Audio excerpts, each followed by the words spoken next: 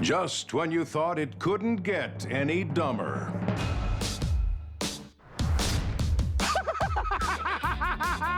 You know, to me, the special thing about movies is when Chaplin kisses a girl, he doesn't just kiss her, he makes a dance move out of it. Makes something memorable happen. And you can never get out of your head. Sorry. That ball's hit me in the face there. Every day there's a set thing in the script that's funny, and if you just did that, it would be funny as hell. And action. But there's a certain desperation gear that kicks in. I start scanning everything in my view and thinking, how can I use it all? Jeff and I on the deer today. That was just a little thing that turned into a giant piece of business that, you go home feeling like, wow, I really made the most of this, Or the little doorbell thing. It just says in the script, he goes up and he starts ringing the doorbell over and over again until it's annoying to people. So I think to myself, well, how do I make that super annoying and super kind of creative in a way? Come on, pick it up! So Lloyd's just sitting there going, like this when, punching it with both hands like this, like the next level. It's the drugs that keep me focused. It's my ADD medicine. Thank you, doctor. Should I have this mole removed, by the way? I mean, it was cool until the hair started growing in it.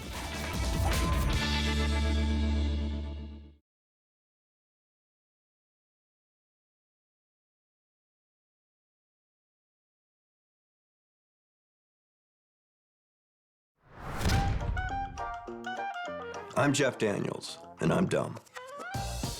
Let my people go! Mr. Jeff Daniels. 36 hours after winning an Emmy for Best Actor in a Drama Series, I have an IQ of 8. Emmy winner! Emmy winner! I was gonna have to leave that shit at the door. Sorkin on this. To go from a McAvoy to a Harry Dunn, that's A to Z. There's a wonderful challenge in that, and seeing if you can pull it off. I'll tell you that it takes more to get into McAvoy than it does to get into Harry Dunn, and that's frightening. Harry comes very easily. You want some more ass? I'm just clocking them with you. Emmy Award winner. Ready? Emmy Award winner. Doesn't bode well for my twilight years. I want to go to the restaurant where those two are having lunch together. I want to see how long Will McAvoy stays at the table. Bon appetit, kid! I had done Gettysburg, Joshua Lawrence Chamberlain, Civil War hero. And the next year I was doing Dumb and Dumber. And I remember sitting on the set of Dumb and Dumber thinking, all those Civil War buffs who revere Gettysburg, who just idolize Chamberlain, are gonna be so disappointed when they see the toilet scene. Where does all the extra poop go? But I love that.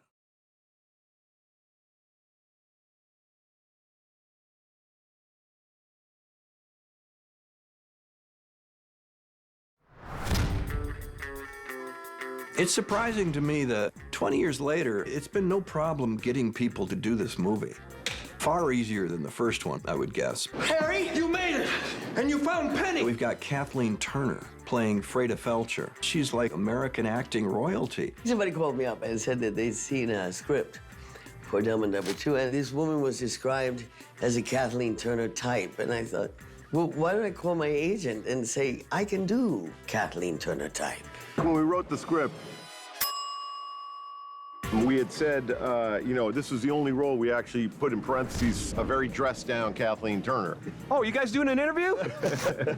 Cool. Yeah. We did Peggy Sue Got Married years ago, and to have her be a part of this is really a thrill. She jumped right in, and she was completely willing to go there. Jim can be struck by a whimsy or the sound of a word or something that pops into his mind. And then Peter and Bob keep the balance. Oh my God. OMG. I love Kathleen. Like I said to her, I'm like, God, I just love working with you. You just make me so happy. You're so beautiful. She goes, okay, thank you. There is always a way. She's so cool. I want to be like that. Oh, Kathleen, I felt honored that she beat the crap out of me. I took every blow. I got a stunt double. I'm like, no. Are you kidding me? Oh, the good guy here. I'm taking it, you know what I mean? I want to tell my grandchildren I got pummeled by Kathleen Turner. How cool is that? Dumb is the new smart.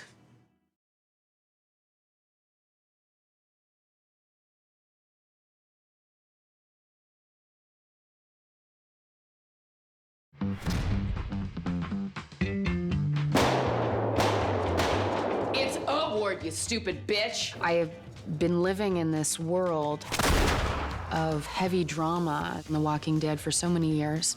I put out to the universe after I did The Walking Dead, I want to do something goofy. I want to do something light. I want to laugh. The toe sucking. That is not a small thing, to put Rob Riggle's toe in your mouth. Lead her down and cut. I created a little backstory for myself as to what this meant and why, which is my own character secret. It was something that titillated her. For whatever reason, it was something that she loved. Camera, action. And it was her thing. I mean, everybody's got their thing. There's just no room for modesty or getting all like, ah, it's a toe. You show up, you're a pro, you hit your mark, and you suck on a toe. One of my favorite days on the set is when Pete illustrated how he wanted the toes to be sucked. Whoa, there you go, really? Okay. I really just looked at it and was like, oh my God, you kind of look like a German Shepherd that's licking sauce off a spare rib. Right. Okay, I'm gonna channel my inner German Shepherd. And that's what I did. I hope you're enjoying this. I'm Laurie Holden, and I'm dumb. Oh, fantastic. Wow, you earned your pay today. I really did.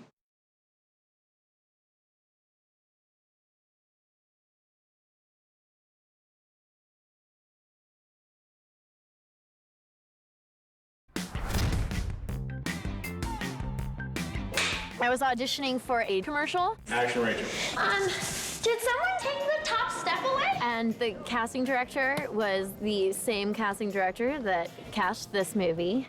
He was like, oh, I'm gonna bring you in for the Fairleys, and I'm like, okay.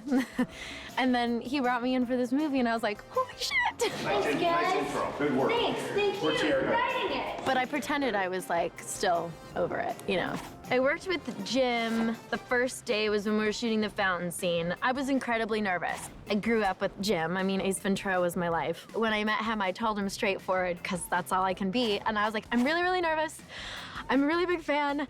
But then, of course, the first day that we were shooting, I met him, and then like an hour later, we were going to shoot in this square, and there were just like fans and groups of people all around yelling for Jim, all these signs up wanting to get a picture. I'm like, this is so much pressure for my first day working with them. I think in a couple days, I'll feel like this was all a dream. It's still trippy to me at moments to think, like when I'm talking to my parents, I'm like, yeah, Jim, you know, Jim and I did this, and I'm like, I call him Jim. Like, that's so cool. I said like 40 times. Should play a drinking game and just drink every time. Every time I say like.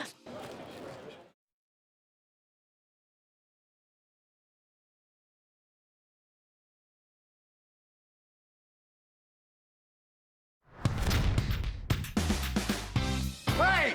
Where's the goddamn billion-dollar invention? Well, it's surreal. That's the best way I can describe it. Okay, here you go. My first scene that I shot with these guys, I'm in the back of a hearse, and in front of me are Harry and Lloyd, with the bowl cut on Jim and the whacked out hair on Jeff.